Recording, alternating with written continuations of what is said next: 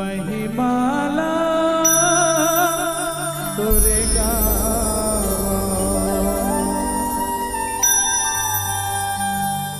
ए तोर पहली बंदन लगावो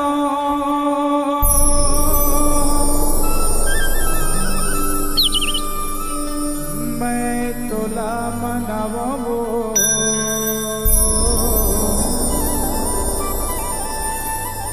तेजे अचरके छैहा दाई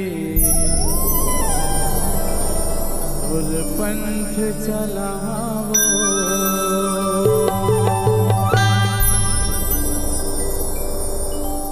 एक बार जोरदार जयकारा के साथ माता सुभद्रा बाबा गुरु घासीदास के प्रथम सुपुत्री कुसुम प्रजापति जी।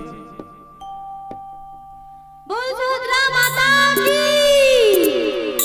दोनों हाथ ऊपर कर आपो मन जी साढ़ू हो। सब जन उठाओ, मैं तो माइक पकड़े हूँ। सब जन जयकारा लगा चलना। आपो मन जी जब ये मन कर सकत है तो आप मन कोई कर सकत हो, है ना?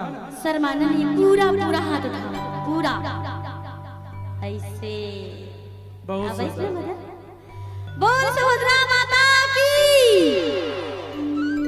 ए तोर पहली बंदन लगाओ मैं तोला मनावो, तोर पहली सुमरनी लगाओ मैं तोला मनावो।